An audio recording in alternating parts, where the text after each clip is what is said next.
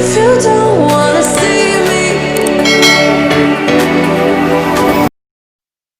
Beberapa saat yang lalu saya dapat kiriman cerita, dapat kiriman cerita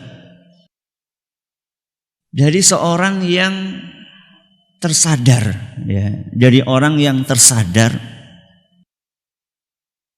bahwa ternyata selama ini dia itu tidak proporsional dalam berakhlak mulia.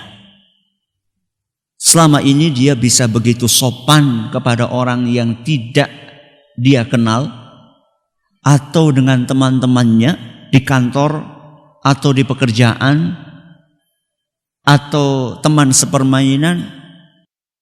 Dia bisa begitu sopan kepada orang-orang itu, tapi kepada istri dan anak-anaknya sendiri dia tidak bisa. Kemudian dia diingatkan dengan sebuah mimpi yang akhirnya kemudian ketika bangun dia tersadar bahwa ternyata yang lebih berhak untuk disikapi dengan akhlak mulia adalah istri dan anak-anaknya. Kata dia, pada suatu hari saya bersenggolan dengan seorang yang tidak saya kenal. Maka saya pun spontan bereaksi, "Oh, maafkan saya." Maka dia pun menjawab juga, "Maafkan saya." Orang itu dan saya berlaku sangat sopan. Gak kenal, kesenggol, langsung cepat-cepat mengucapkan apa? Minta maaf. Sangat sopan sekali. Maka kami pun berpisah dan saling mengucapkan salam. Subhanallah. Minta maaf, kemudian apa? Assalamualaikum. Akan tetapi ceritanya berbeda. Begitu saya sampai di rumah.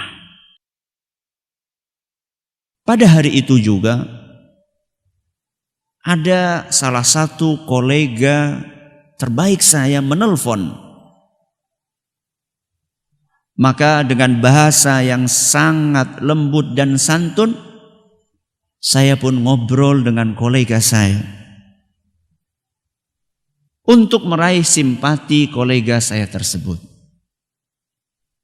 Tiba-tiba anak lelaki saya berdiri diam-diam di belakang saya ketika saya sedang asyik nelpon dengan kolega saya dengan bahasa yang terbaik. Tiba-tiba anak laki-laki saya berdiri diam-diam di belakang saya. Saat itu saya berbalik dan hampir saja saya membuat anak saya jatuh.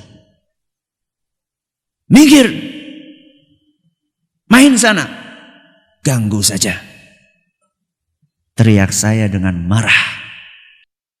Dia pun pergi dengan hati yang hancur dan merajuk. Malam itu saya berbaring di tempat tidur. Antara sadar dan tidak, saya mendengar sebuah suara yang berbisik, "Aku akan memberikan gambaran kepadamu bagaimana ketika nyawamu dicabut. Namun sebelumnya, aku akan izinkan engkau untuk melihat lorong waktu sesudah kematianmu. Sewaktu kamu berurusan dengan orang yang tidak engkau kenal, etika kesopanan engkau gunakan. Akan tetapi, dengan anak yang engkau kasihi, engkau perlakukan dengan sewenang-wenang.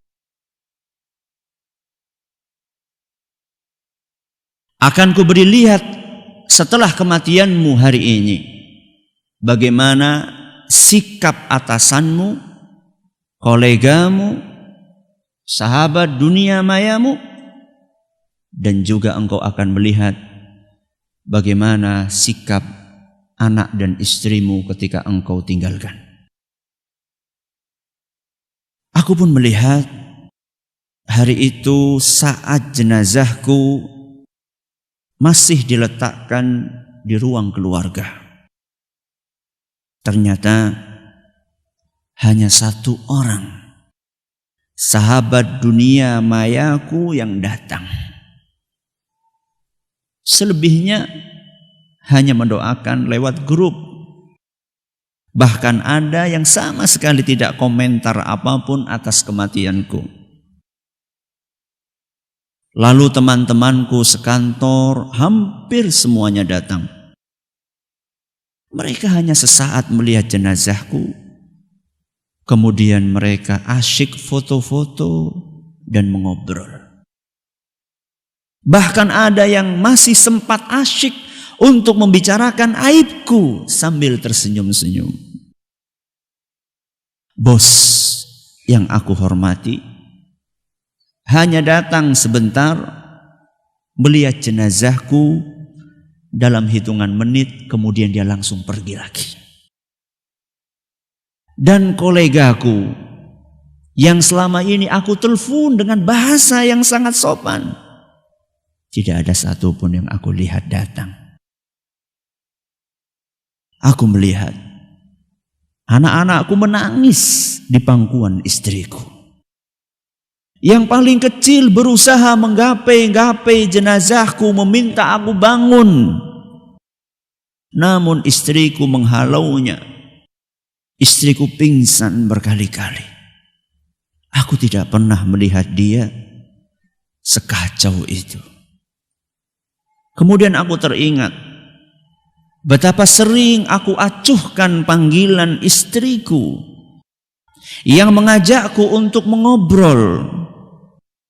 Aku selalu sibuk dengan HP-ku, dengan kolega-kolegaku, dengan teman-teman dunia mayaku. Lalu aku lihat anak-anakku. Sering ku hardik dan ku bentak mereka saat aku sedang asyik dengan ponselku. Saat mereka ribut memintaku untuk aku temani. Ya Allah, maafkan aku. Pada hari yang ke-7, sejak kematianku, ternyata teman-temanku sudah melupakanku semuanya. Sampai detik ini aku tidak pernah mendengar ada di antara mereka yang mendoakanku. Perusahaan tempat aku bekerja telah menggantiku dengan karyawan yang lainnya. Teman-teman dunia maya masih sibuk dengan lelucon-lelucon di grup tanpa ada yang membahasku atau bersedih terhadap ketiadaanku di grup mereka. Namun aku melihat istriku masih pucat dan menangis. Air matanya selalu menetes saat anak-anakku bertanya, di mana bapak mereka? Aku melihat istriku begitu lunglai dan pucat. Kemana semangatmu istriku? Ya Allah, maafkan aku. Hari yang ke-40 sejak aku tiada. Teman-teman FB-ku, teman-teman Facebookku lenyap secara drastis. Semua memutuskan pertemanan denganku, seolah tidak ingin lagi melihat kenanganku semasa hidup. Bosku, teman-teman kerjaku, tidak ada satupun yang mengunjungiku di kuburan atau sekedar mendoakan dari rumahnya. Lalu kulihat keluargaku. Istriku sudah bisa tersenyum. Akan tetapi tatapannya masih kosong. Anak-anak masih ribut, menanyakan kapan bapaknya pulang. Dan yang paling kecil, yang paling kusayang, masih selalu menungguku di jendela menantikan aku datang. 15 tahun berlalu. Kulihat istriku sedang menyiapkan makanan untuk anak-anakku. Sudah mulai kelihatan guratan tua dan lelah di wajahnya. Dia tidak pernah melupakan anak-anak untuk ziarah makam bapaknya. Jangan lupa berdoa setiap sholat. Sampai bertahun-tahun. Anak-anak dan istriku pun masih terus mendoakanku di dalam sholat-sholat mereka. Agar aku selalu berbahagia di akhirat sana. Lalu seketika aku terbangun. Aku terbangun dan terjatuh dari dipan. Ya Allah, alhamdulillah. Ternyata aku cuma bermimpi. Pelan-pelan aku pergi ke kamar anakku dan berlutut di dekat tempat tidurnya. Masih aku lihat air mata di sudut matanya. Oh, kasihan sekali. Terlalu kencang aku membentak dia. Anakku,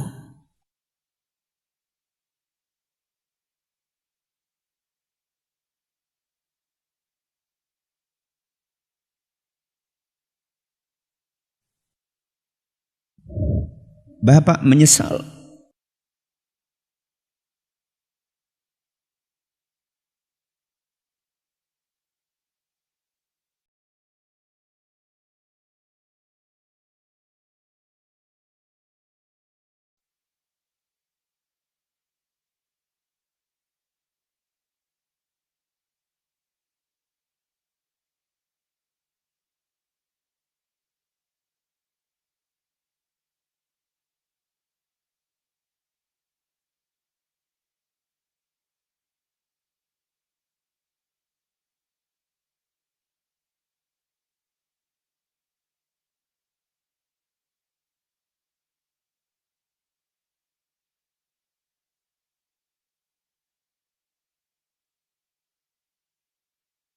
Anakku, Bapak menyesal.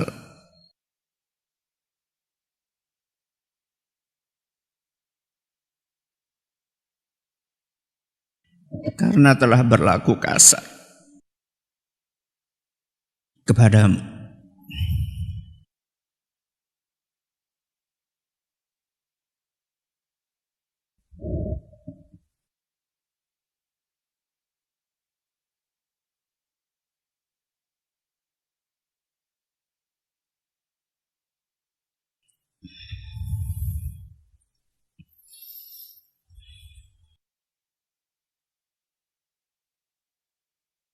Maka si kecil pun bangun dan berkata, "Oh Bapak, tidak apa-apa. Aku tetap mencintaimu."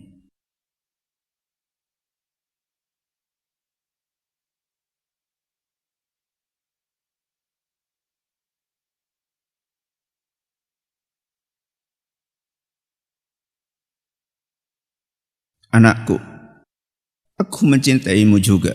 Aku benar-benar mencintaimu. Maafkan aku, anakku. Dan kupeluk anakku. Kuciumi pipi dan keningnya. Lalu kulihat istriku tertidur. Istriku yang sapaannya sering aku acuhkan. Ajakannya untuk berbicara sering aku sengaja berpura-pura tidak mendengarnya. Bahkan SMS darinya sering aku anggap tidak bermakna. Maafkan aku, istriku.